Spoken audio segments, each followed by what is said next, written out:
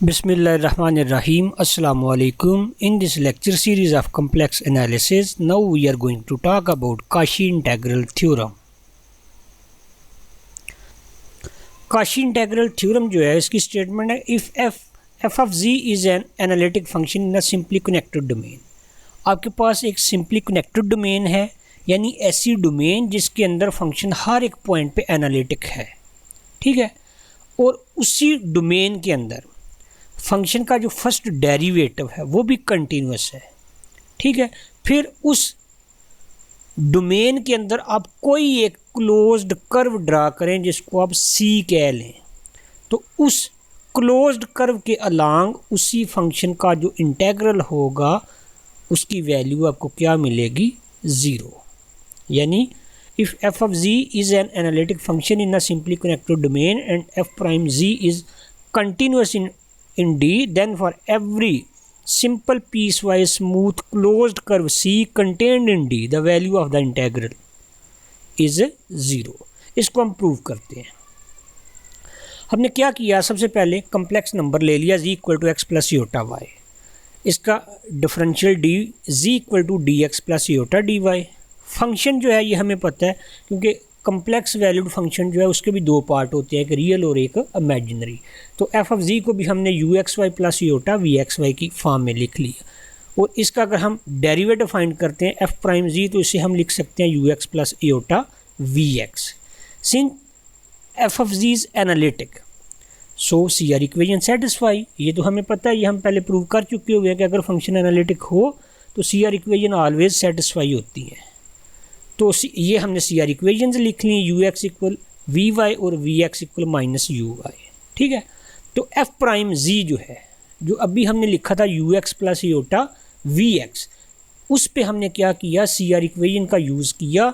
तो you x जो है वो देखें किसके इक्वल है, वी वाई के, और वी एक्स जो है वो किसके इक्वल है, माइनस यू वाई के। तो हमने u x plus iota v x को लिख लिया v y minus iota u y, यानी उसी फंक्शन को हम वाई के डिफरेंशियल यानी डेरिवेटिव की फॉर्म में भी लिख सकते हैं। नाउ अब हमने जो काशी इंटेग्रल थ्योरम है उसकी लेफ्ट हैंड साइड ली, जिसको हमने ज़ीरो के इक्वल प्रूव करना है। वो क्या थी, वो थी कि एफ ऑफ जी का इंटेग्रल जो है अलोंग क्लोज्ड कंटूर सी, इसको हमने प्रूव करना है कि ये ज़ीरो के इक्वल है। तो ये हमने लेफ़्ट साइड ले ली। अब इसमें इंटेग्रल एफ ऑफ जी को हमने यू प्लस योटा वी और डी जी को d x plus iota d y लिख लिया, ठीक है। इसके बाद हम इसे क्या लिख सकते हैं, इन दोनों को मल्टीप्लाई किया तो ये मिला हमें you d x plus aorta, ये जब इससे मल्टीप्लाई होगा अयोटा यू डी वाई, फिर इसको मल्टीप्लाई करें अयोटा वी डी एक्स, और इन दोनों का प्रोडक्ट मिलेगा माइनस वी डी वाई। इसमें से अयोटा वाले अलग और दूसरे अलग कर लेते हैं, तो integral u d x minus v d y plus iota v d x plus u d y, real और इमेजिनरी अलग अलग किए। अब यहाँ हम ग्रीन थ्योरम का यूज़ करेंगे। ग्रीन थ्योरम की स्टेटमेंट हमने क्या लिखी थी कि अगर यू वी और यू और वी के सारे पार्शियल फर्स्ट ऑर्डर डेरिवेटिव, यानी partial u by partial x, partial u by partial y, partial v by partial x और partial v by partial y जो है all continuous function within a domain D and if C is any closed contour in D then, तो Green theorem जो है वो इस type का होता है, ठीक है। इसका यूज़ अब इस पे करेंगे। ये देखें, ये भी इसकी लेफ़्ट साइड की तरह है और ये जो है ये भी इसकी लेफ़्ट साइड की तरह है, ठीक है। तो इनकी हेल्प से यानी ग्रीन थ्योरम की हेल्प से लेफ़्ट साइड को हम क्या करेंगे, राइट साइड में कन्वर्ट करेंगे। ओके, यहाँ देखें p d x plus q d y हो तो इसे हम क्या लिखते हैं, partial q by partial x minus partial p by partial y, यानी ये जो फर्स्ट में होता है इसको विद रिस्पेक्ट टू वाई और सेकंड वाले को विद रिस्पेक्ट टू एक्स हम डिफरेंशिएट करके उन दोनों का क्या लेते हैं, डिफरेंस लेते हैं। यही हम इस पे अप्लाई करेंगे। जब इस पे अप्लाई करेंगे, ये लेफ़्ट साइड है ना, पहले इन दोनों का ये सी के लॉन्ग इंटेग्रल अलग अलग करते हैं, उसके बाद ग्रीन थ्योरम का यूज़ करते हुए ये ग्रीन थ्योरम की लेफ़्ट हैंड साइड की टाइप का, ये भी ग्रीन थ्योरम की लेफ़्ट हैंड साइड की टाइप का है, तो राइट हैंड साइड में हम इसको कन्वर्ट करते हैं, ठीक है। ये हमने लिखा पहले अब ग्रीन थ्योरम का यूज़ करते हुए हम क्या करते हैं, इसे लिखते हैं। इसे हम लिखें उसी फॉर्म में, तो पहले नंबर पे हम ग्रीन थ्योरम को यहाँ पे पेस्ट करते हैं ताकि हमें समझने में जो है वो आसानी रहे। ये है ग्रीन थ्योरम। अब इस पे अप्लाई करें। पहले यहाँ पे u है, यहाँ पे p है, ये v है यानी, और यहाँ पे q है यानी q आपका किसके इक्वल है, -v के इक्वल है। ठीक है, तो इसे p को हमने क्या लिखना है, p को हमने लिखना है py, और q को हमने क्या लिखना है, qx यानी partial q by partial x। तो यहाँ देखें ये u को हम लिखेंगे, जो फर्स्ट वाला है u की जगह pr है ग्रीन थ्योरम में, तो p को हमने विद रिस्पेक्ट टू y करना है। तो इसको जब विद रिस्पेक्ट टू y करेंगे तो इसे हम क्या लिख लेंगे, -uy, ये लिख लिया। सेकंड में आ रहा है ना ये। इसी तरह से q आपके पास क्या है, -v, इसको क्या करना है, q को विद रिस्पेक्ट टू x करना है, तो इसे हम क्या लिख लेंगे फिर, -vx। ठीक है, क्योंकि ये फंक्शन ही नेगेटिव था, इसके साथ नेगेटिव साइन आ रहा था, इस वजह से ये नेगेटिव आया है, प्लस अयोटा। इसके बाद ये देखें यहाँ पे v है यानी p की जगह पे आ रहा है, तो इसको विद रिस्पेक्ट टू आपने y करना है, तो ये -vy, क्योंकि ये वाला जो है इसके साथ नेगेटिव साइन आ रहा है, इस वजह से यहाँ पे नेगेटिव साइन आएगा। और u जो है ये किसकी जगह आ रहा है, q की जगह, तो q को विद रिस्पेक्ट टू x करना है, तो ये हमने ux लिख लिया।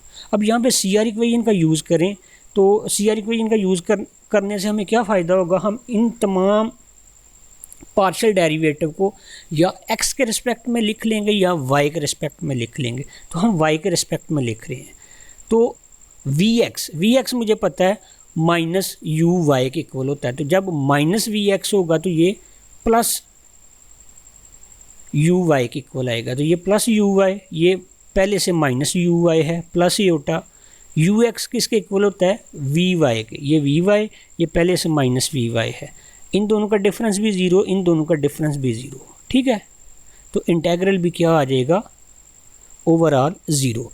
तो ये है कि ग्रीन थ्योरम, इसमें काशी इंटेग्रल थ्योरम में क्या कहता है आपके पास एक सिंपली कनेक्टेड डोमेन हो, आपका फंक्शन उस सिंपली कनेक्टेड डोमेन के अंदर डिफरेंशिएबल हो, फिर उस सिंपली कनेक्टेड डोमेन के अंदर आप क्या करें, एक क्लोज्ड कंटूर लें, और उस क्लोज्ड कंटूर के अलावा आप उस फंक्शन का इंटेग्रल फाइंड करें, तो आपको उसकी लिमिट या उसकी वैल्यू क्या मिलेगी, ज़ीरो मिलेगी। तो ये हमने प्रूव कर ली है। अब ज़रा हम इसको एग्जाम्पल की हेल्प से जो है वो समझने की कोशिश करते हैं। उससे पहले काशी गॉर्सेट थ्योरम जो है ये भी बिल्कुल काशी इंटेग्रल थ्योरम ही है, लेकिन इसमें जो कंडीशंस हैं वो थोड़ी कम होती हैं काशी इंटेग्रल थ्योरम की निस्बत। ये देखें, इसमें कह रहा है let f of z be analytic in a simply connected domain D, उसमें भी फंक्शन एनालिटिक होता है सिंपली कनेक्टेड डोमेन में, and let C be any closed continuous curve in D, और सी जो है एक क्लोज्ड कंटिन्यूस कर्व है उसी सिंपली कनेक्टेड डोमेन के अंदर। तो फिर क्या होगा, फंक्शन का उस क्लोज्ड कंटूर के लॉन्ग जो इंटेग्रल होगा वो ज़ीरो होगा। इसमें एक्स्ट्रा कंडीशन कौन सी नहीं है, उसमें एक्स्ट्रा थी कि फंक्शन उस सिंपली कनेक्टेड डोमेन के अंदर डिफरेंशिएबल भी है, लेकिन इसमें डिफरेंशिएबल वाली यानी डेरिवेटिव वाली कंडीशन जो है वो हाइड कर दी गई है। तो रिज़ल्ट इसका भी आपको वही मिलता है। तो इसे कहते हैं काशी गॉर्सेट थ्योरम। अब देखें ज़रा क्वेश्चन फर्स्ट जो है, कहता है कंसीडर द इंटेग्रल। ये आपके पास एक इंटेग्रल है, इसका रिजल्ट आपने प्रूव करना है कि ज़ीरो के इक्वल आ रहा है, जिसमें फंक्शन है 1/z², और c जो है c कहा जा रहा है कि एक यूनिट सर्कल है। ठीक है, तो इसको चेक करते हैं कि इसका रिजल्ट जो है वो आपको ज़ीरो कैसे मिलता है। अब सबसे पहले हमें क्या देखना होगा, सबसे पहले हमें ये देखना होगा, क्योंकि ये है ना आपके पास कंटूर c जो कि एक यूनिट सर्कल है, आपको ये देखना होगा कि उस यूनिट सर्कल के अंदर आपका ये जो फंक्शन है 1/z² ये एनालिटिक है या नहीं। लेकिन मुझे ये नज़र आ रहा है कि 1/z² जो है ये z=0 पे एनालिटिक नहीं है, और z=0 जो है वो आपके कंटूर का पार्ट होगा। कंटूर ड्रा करते हैं, तो ये देखें हमने कंटूर ड्रा कर लिया। ये आपके पास रियल एक्सिस है, ये इमेजिनरी एक्सिस है, और ये हमने एक सर्कल ड्रा किया जिसका रेडियस जो है 1 है। ठीक है, तो ये आपका जो है कंटूर वो ये है सी, जो कि z mod इक्वल टू 1 है। अब पहला काम आपने ये करना है कि आपने चेक करना है कि आया आपका फंक्शन उस क्लोज्ड कंटूर की बाउंड्री और उसके इंटीरियर पॉइंट पे एनालिटिक है या नहीं। अगर तमाम पॉइंट्स पे फंक्शन एनालिटिक होगा तो फिर आप काशी इंटेग्रल थ्योरम का रेफरेंस देते हुए आप उसके इंटेग्रल की वैल्यू 0 के इक्वल लिख देंगे। लेकिन अगर कोई ऐसा पॉइंट आपको मिल गया जिस पे फंक्शन एनालिटिक नहीं, तो फिर आप काशी इंटेग्रल थ्योरम का यूज़ नहीं कर सकेंगे, जैसा कि इस प्रॉब्लम में भी नहीं कर सकते। वो इसलिए क्योंकि फंक्शन है आपके पास 1/z², और 1/z² z इक्वल 0 पे एनालिटिक नहीं है, ठीक है। और 0 जो है इसका इंटीरियर पॉइंट है, ये जो है। इसके अलावा इस कंटूर की बाउंड्री और इसके इंटीरियर पॉइंट तमाम पे फंक्शन एनालिटिक है स्वाय z इक्वल 0 पे। इसका मतलब क्या कि ये सिंपली कनेक्टेड डोमेन नहीं है, इस पे एक होल जो है वो मौजूद है, लिहाजा इस पे हम काशी इंटेग्रल थ्योरम का यूज़ नहीं कर सकेंगे। हम इसको वैसे ही इंटीग्रेट करते हैं। ये हमारे पास कंटूर है z mod equal to 1, z को हम x प्लस योटा y लिख लेते हैं, ठीक है। अब चूँकि यूनिट सर्कल है तो इसको हम पैरामीट्रिक फॉर्म में लिख सकते हैं, z इक्वल टू ई की पावर एयोटा थीटा, और dz जो है एयोटा ई की power aorta theta d theta, और थीटा की लिमिट जो है वो 0 to 2π लिखी जा सकती है, ठीक है। अब जहाँ जहाँ पे z है उसको हम ई की पावर एयोटा थीटा और dz को हम एयोटा ई की power aorta theta d theta से रिप्लेस करके इसको इंटीग्रेट करते हैं। तो ये फंक्शन हमने लिखा, लिमिट है 0 से 2π, और z की जगह हम लिखेंगे ई की पावर एयोटा थीटा, लेकिन क्योंकि ये z² है तो लिखा जाएगा 1/e की पावर एयोटा 2 थीटा। उसको जब ऊपर लेके जाएंगे तो e की पावर ये लिखा गया 2 एयोटा थीटा, ये पाई नहीं है, ये एयोटा है। और dz जो है उसको लिखा जाएगा एयोटा ई की power aorta theta d theta. Aorta बाहर निकाल लिया तो बाकी रह गया आपके पास ई की power minus iota theta d theta. ये पाई की जगह ये मिस्टेक से लिखा गया है, इसको आपने एयोटा से रिप्लेस करना है। तो ये ई की पावर -2 एयोटा थीटा, ये ई की पावर एयोटा थीटा तो रह जाएगा ई की power minus iota theta d theta. इसको जब हम इंटीग्रेट करते हैं विद रिस्पेक्ट टू थीटा तो मुझे इसका इंटेग्रल मिला ई की power minus iota theta by minus iota bar भी एयोटा, और अपर लिमिट 2π लोअर लिमिट 0। जब ये दोनों लिमिट्स अप्लाई की तो मिला मुझे ये माइनस बाहर आ गया, एयोटा एयोटा से कैंसिल हो गया, ई की पावर -2π एयोटा माइनस ई की पावर 0। अब ई की पावर -2π एयोटा को लिखा जाएगा cos 2π माइनस एयोटा sin 2π, और ई की पावर 0 -1। अब sin 2π तो 0 होता है और cos 2π जो है ये 1 है, तो 1 - 1 जो है आपको रिजल्ट इसका क्या मिल रहा है, 0 मिल रहा है। हालांकि इस पे हम काशी इंटेग्रल थ्योरम का यूज़ नहीं कर सकते, लेकिन फिर भी आपको इस इंटेग्रल का रिज़ल्ट जो मिल रहा है, इंटेग्रल की वैल्यू मिल रही है वो 0 मिल रही है। हमने लिखा since f of ji 1/z² था, ये z इक्वल 0 पे एनालिटिक नहीं था, और 0 जो है वो आपके कंटूर का इंटीरियर पॉइंट था, तो इस वजह से हमने काशी इंटेग्रल थ्योरम का यूज़ नहीं किया। If function is analytic everywhere, Kashi integral theorem का यूज़ तब करते हैं अगर फंक्शन हर जगह एनालिटिक हो उस कंटूर के अंदर। ये कंटूर था ना z mod इक्वल टू 1 यानी यूनिट सर्कल। तो फिर हम क्या लिखते, फिर हम ये सारा प्रोसेस करने के बजाय डायरेक्ट लिख देते उस फंक्शन के इंटेग्रल की वैल्यू 0 के इक्वल। तो यहाँ पे हमें फिर एक चीज़ मिली है, वो चीज़ ये मिली है, वो हमने रिमार्क की फॉर्म में लिखी, this example shows that the analyticity of the function f of z in these sufficient condition not necessarily for f of z dz integral equal to 0। कहता है इस एग्जाम्पल से हमें ये पता चला कि एनालिटिसिटी की जो कंडीशन है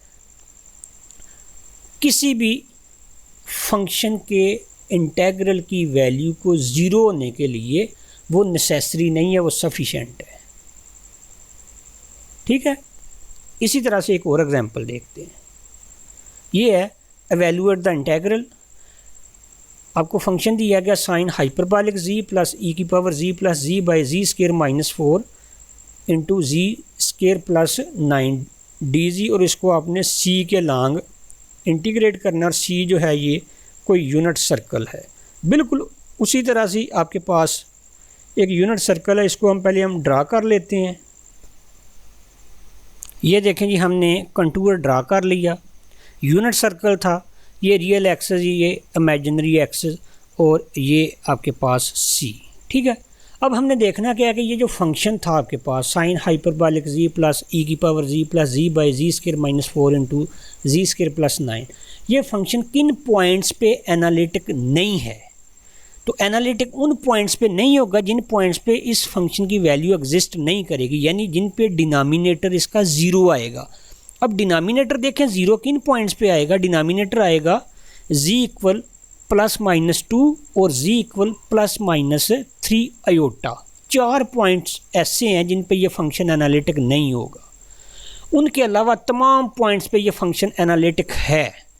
अब हमने अगली चीज़ ये देखनी है कि जिन पॉइंट्स पे ये एनालिटिक नहीं, वो पॉइंट हमारे कंटूर के इंटीरियर पॉइंट हैं या एक्सटीरियर पॉइंट है। जैसा कि लास्ट एग्जांपल में हमने देखा कि जिस पॉइंट पे फंक्शन एनालिटिक नहीं था वो पॉइंट हमारा इंटीरियर पॉइंट था, तो हम काशी इंटीग्रल थ्योरम का यूज़ नहीं कर सकते थे उस पर।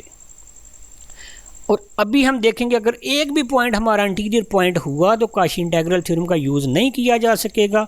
अगर सारे के सारे पॉइंट जो है वो हमारे कंटूर के आउटसाइडर हुए तो फिर हम काशी इंटीग्रल थ्योरम का यूज़ कर पाएंगे। और जब काशी इंटीग्रल थ्योरम का यूज़ होगा तो इस फंक्शन के इंटीग्रल की value along this closed contour वो क्या मिलेगी, ज़ीरो। इन द इंटीग्रल देखें एफ ऑफ जी हमने लिख लिया फंक्शन जो है। ठीक है, इसमें देखा हमने कि f of z is analytic everywhere in the unit circle except, सिर्फ ये पॉइंट्स हैं प्लस माइनस 2 और प्लस माइनस 3 आयोटा जिन पे फंक्शन एनालिटिक नहीं है। और ये सारे के सारे पॉइंट जो है ये यूनिट सर्कल है, इसमें ये वाला पॉइंट जो है ये 1 है, ये पॉइंट जो है ये आयोटा है 1 आयोटा, ये -1 है और ये माइनस आयोटा है। यानी अगर +2 और -2 की बात करें तो यहाँ पे +2 आएगा, यहाँ पे -2 आएगा। इसके अलावा +3 आयोटा यहाँ कहीं आएगा और -3 आयोटा यहाँ कहीं आएगा। तो वो चारों पॉइंट्स जिन पे फंक्शन आपका एनालिटिक नहीं है वो इस क्लोज्ड कंटूर के आउटसाइडर पॉइंट है। इसका मतलब क्या कि इनसाइडर पॉइंट और बाउंड्री पॉइंट पे फंक्शन जो है वो एनालिटिक है। जब एनालिटिक है तो ये सिंपली कनेक्टेड डोमेन बन गई, और सिंपली कनेक्टेड डोमेन के अलोंग यानी उस क्लोज्ड कंटूर के अलोंग जो इस फंक्शन का इंटीग्रल है उसकी वैल्यू क्या मिलेगी, ज़ीरो। ठीक है, तो ये हमने लिख दिया। क्योंकि ये पॉइंट आउटसाइडर हैं यूनिट सर्कल के तो फिर काशी इंटीग्रल थ्योरम का यूज़ किया जा सकता है। काशी इंटीग्रल थ्योरम का यूज़ करेंगे तो इस फंक्शन के इंटीग्रल की वैल्यू जो है वो हमें क्या मिलेगी, ज़ीरो। ये हमने काशी इंटीग्रल थ्योरम लिखा। तो अब हमने ये अपना क्वेश्चन लिख लिया कि इस फंक्शन कि इंटीग्रल की वैल्यू अलोंग दिस कंटूर वो क्या मिलेगी, ज़ीरो। ठीक है, तो देखें कितना कॉम्प्लिकेटेड ये फंक्शन था, लेकिन हमें इसको सॉल्व करने की ज़रूरत ही पेश नहीं आई। क्यों? क्योंकि इस पे काशी इंटीग्रल थ्योरम की सारी जो कंडीशंस हैं वो फुलफ़िल हो रही थी। इस वजह से हमने सिर्फ थ्योरम का रेफरेंस दे के तो क्या किया, इसके इंटीग्रल की वैल्यू ज़ीरो लिख ली। एक और एग्जांपल देखें। ये आपके पास फंक्शन है सीकेंट ऑफ जी। इसको हमने क्या करना है, इसको भी इंटीग्रेट करना है अलोंग यूनिट सर्कल। कंटूर इसमें भी यूनिट सर्कल ही है। तो अब हम देखेंगे पहले नंबर पे कि हमारा सीकेंट ऑफ जी जो है वो किन पॉइंट्स पे एनालिटिक नहीं होता। अगर देखा जाए तो सीकेंट ऑफ जी को हम क्या लिख सकते हैं, 1/cos ऑफ जी। और 1/cos ऑफ जी जो है उन तमाम पॉइंट्स पे नॉन एनालिटिक है जिन पे कॉज ऑफ जी जो है ये ज़ीरो आए। और कॉज ऑफ जी किन पॉइंट्स पे ज़ीरो आता है, ये हमने लिखा cos of z equal to zero. ये कब ज़ीरो होगा, जब जी आपका 2n+1 π/2 होगा। यानी π/2 पे कॉज ज़ीरो होता है, 3π/2 पे कॉज ज़ीरो होता है, इसी तरह से 5π/2 पे, 7π/2 पे, -π/2, -3π/2, यानी π/2 के पॉजिटिव और नेगेटिव मल्टीपल, और मल्टीपल क्या हो, इंटीजर हो। ये हमने साथ लिख भी दिया हुआ है, n जो है वो आपका कोई इंटीजर है। ठीक है, तो जब सीकेंट ऑफ जी को हमने लिख लिया 1/cos of z, cos of z zero होता है इन पॉइंट्स पे, जिसका मतलब क्या है कि ये सारे के सारे पॉइंट्स जो हैं इन पॉइंट्स पे फंक्शन आपका नॉन एनालिटिक है। अब हमने ये देखना है कि ये पॉइंट्स हमारे कंटूर के इनसाइडर हैं या आउटसाइडर हैं। अगर सारे के सारे आउटसाइडर हैं तो फिर हम काशी इंटीग्रल थ्योरम का यूज़ करते हुए लिख लेंगे कि फ़ंक्शन के इंटीग्रल की वैल्यू ज़ीरो है। लेकिन अगर एक भी पॉइंट आपको इनसाइडर पॉइंट मिल गया तो फिर आपको फंक्शन वैसे सॉल्व करना पड़ेगा जैसे हमने फर्स्ट एग्जांपल की थी।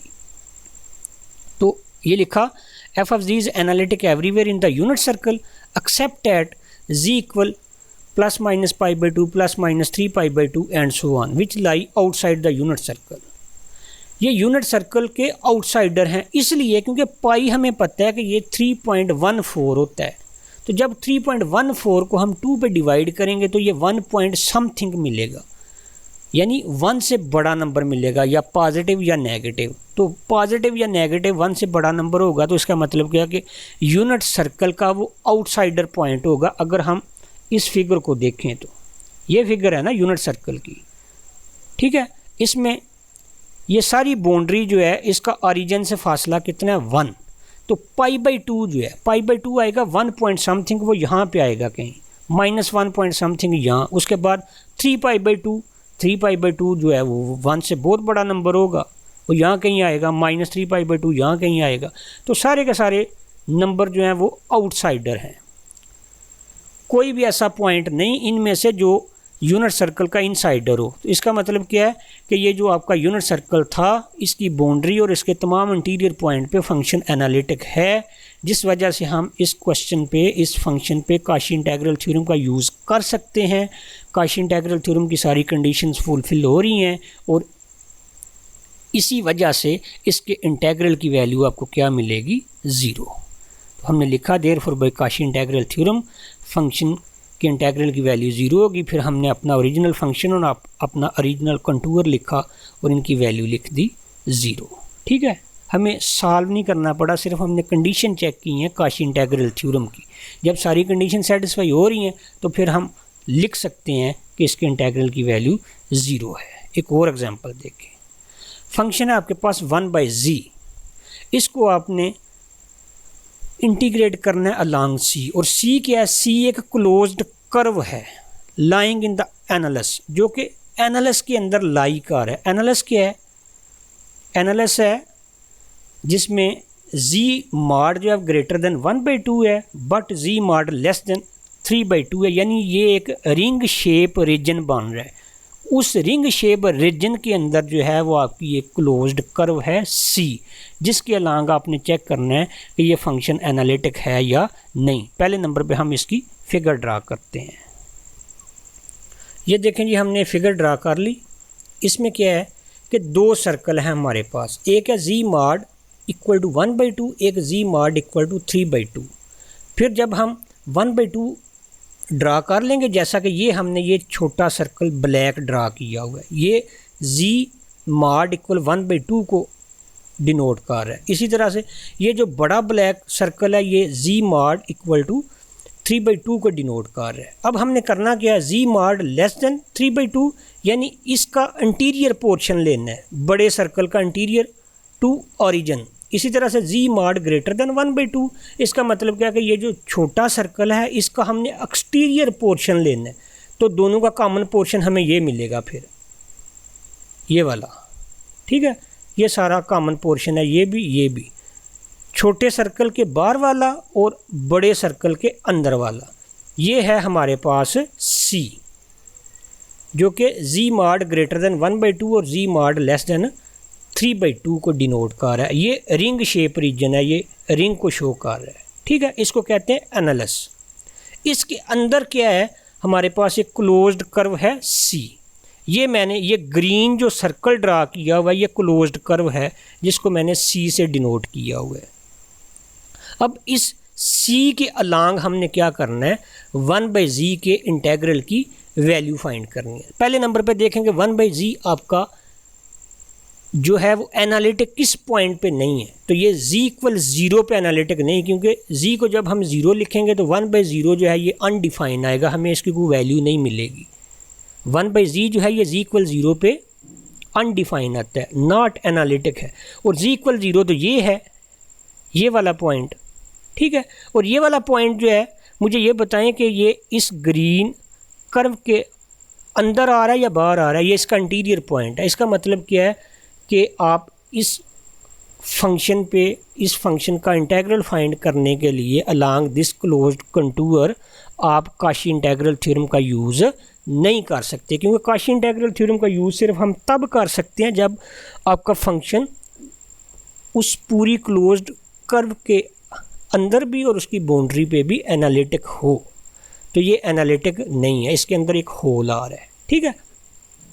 तो फिर इसको वैसे सॉल्व करना पड़ेगा। इसको सॉल्व करते हैं, क्योंकि हैं ये दोनों सर्कल। ये जो है ये भी आपके पास एक रिंग शेप रीजन है, ये भी सर्कल को ही यानी डिस्क के किसी पोर्शन को शो कर रही है। तो डिस्क के पोर्शन के लिए हम क्या करते हैं, z=r⁻∗θ थीटा या एओटा टी जो है इसको हम लिखते हैं पैरामीट्रिक इसकी इक्वेशन। क्यों? क्योंकि यहाँ अगर देखा जाए तो यहाँ पे रेडियस जो है ये 1/2 है, यहाँ पे देखा जाए तो रेडियस 3/2 है। और ये जो है हो सकता है रेडियस जो है वो 2 के इक्वल हो या 1.5 हो, ठीक है। 2 के इक्वल तो नहीं होगा, 1.5 हो सकता है। यहाँ पे हो सकता है 1 जो है वो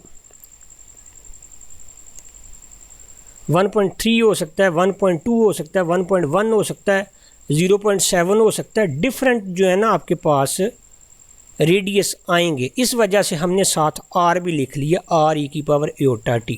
पहले हम लिखते रहे हैं z mod = 1 होता था तो हम z को e⁻∗θ लिखते थे। उसमें r चूँकि 1 होता है इस वजह से हम e⁻∗θ या e⁻∗t लिखते हैं। इस वजह से इसमें चूँकि रेडियस जो है यहाँ से लेके 1/2 से लेके 3/2 तक जो है वेरी कर रहा है, जिस वजह से हमने क्या किया साथ r लिख लिया पैरामीट्रिक इक्वेशन में। तो dz हमें मिला अयोटा r⁻∗t dt। तो t जो है इसकी लिमिट 0 से 2π है। जब इसमें वैल्यूज सब्स्टिट्यूट की तो हमारे पास रह गया सिर्फ अयोटा, चूँकि ये r⁻∗t नीचे भी वही आ रहा है, ये दोनों आपस में कैंसिल हो जाएंगे, अयोटा रह जाएगा। 1 को इंटीग्रेट किया तो हमें इंटीग्रल मिलेगा उसका t। अपर लिमिट और लोअर लिमिट अप्लाई की, अपर लिमिट से फ़ायदा होगा, लोअर लिमिट से 0 आ जाएगा। तो इसका रिजल्ट क्या मिल गया हमें, 2π अयोटा। यहाँ हमने लिखा here f(z) is analytic inside z mod > 1/2 less than 3/2 only and c is also closed curve. f(z) सिर्फ इसके अंदर जो है वो एनालिटिक है, ठीक है। But c is closed curve, ये जो हमने ग्रीन ड्रा की है। और d is not simply connected domain, ये जो है ना ये सिंपली कनेक्टेड नहीं है। क्यों? क्योंकि इसका ये इंटीरियर पोर्शन है और इसमें फंक्शन जो है वो आपका एनालिटिक नहीं था। तो इस वजह से हम इस पे काशी इंटीग्रल थ्योरम का यूज़ नहीं कर सके, वरना इसका रिजल्ट आपको 0 मिलता और इसका रिजल्ट आपको क्या मिल रहा है, 2π अयोटा। इसके लिए रिमार्क है, the condition of simply connected domain is quite essential while applying Kashi integral theorem. कि जब भी आपने काशी इंटीग्रल थ्योरम का यूज़ करना होगा तो उसके लिए ज़रूरी है कि आपका जो वो कंटूर होगा, जो क्लोज्ड कर्व होगी, उसका सिंपली कनेक्टेड होना ज़रूरी होगा। तो ये चूँकि सिंपली कनेक्टेड नहीं थी इस वजह से हम इस पर काशी इंटीग्रल थ्योरम का यूज़ नहीं कर सके। एक और एग्जांपल देखें। फंक्शन आपके पास z बार dz और कंटूर आपके पास वही है यूनिट सर्कल। तो क्या करें, आप इसके इंटीग्रल की वैल्यू फाइंड करें। अब मुझे ये बता दें, ये हमने पहले प्रूव भी किया हुआ है कि ऐसा फंक्शन आपका जिसमें z बार इन्वॉल्व हो वो तो किसी भी पॉइंट पे एनालिटिक नहीं होता। इसका मतलब क्या है कि ये फंक्शन भी इस पूरी डोमेन पे जो कि आपके पास यूनिट सर्कल है इस पे एनालिटिक नहीं होगा। तो जब एनालिटिक नहीं होगा तो इस पे भी हम काशी इंटीग्रल थ्योरम का यूज़ नहीं कर सकेंगे। इस वजह से हम इसको क्या करते हैं, पहले पैरामीट्रिक फॉर्म में लिखते हैं। यूनिट सर्कल है तो पैरामीट्रिक फॉर्म मिलेगी हमें z = e⁻∗t, इसी तरह से एयोटा t या एयोटा थीटा। और थीटा या t जो भी आपने वेरिएबल लिखा हुआ है उसकी लिमिट होगी 0 से 2π। और dz जो है वो हमें मिल जाएगा अयोटा e⁻∗θ या अयोटा t dt। z बार जी बार की जगह पे हमने उसकी वैल्यू लिखी। जी बार अगर होगा ये, तो ये चूँकि हमें मिलता है cos t plus iota sine t, तो जब बार लेंगे तो मिलेगा cos t minus iota sine t. उसको दोबारा हम e की फॉर्म में लिखेंगे तो e की पावर माइनस योटा टी मिल जाएगा। इस वजह से इसे हमने e की पावर माइनस योटा थीटा लिख लिया। और साथ dt की जगह पे या dz की जगह पे हम क्या लिख लेंगे, e की power iota theta d theta. आप ऐसे करें, इस सारे को या थीटा की फॉर्म में लिख लें या t की फॉर्म में लिख लें, तो यहाँ भी आपको उसी तरह से ही मिलेगा। ठीक है, अब ये माइनस योटा थीटा, ये योटा थीटा कैंसिल हो जाएंगे, योटा रह जाएगा। वन को विद रिस्पेक्ट टू टी जब हम इंटीग्रेट करेंगे तो हमें रिज़ल्ट मिलेगा टी। तो जब अपर लिमिट अप्लाई करेंगे तो 2 पाई अयोटा इसका भी रिज़ल्ट मिलेगा। इसकी रीज़न है, इस पे काशी इंटीग्रल थ्योरम का यूज़ क्यों नहीं किया। The reason is that f of z equal z bar था is not analytic in the whole complex plane, क्योंकि जी बार वाला फंक्शन जो है वो पूरी कम्प्लेक्स प्लेन में किसी भी पॉइंट पे एनालिटिक नहीं होता। तो ये जो हमारा कंटूर था उस पर भी एनालिटिक नहीं होगा, जिस वजह से हम इस पे काशी इंटीग्रल थ्योरम का यूज़ नहीं कर सके। ओके, अल्लाह हाफिज़।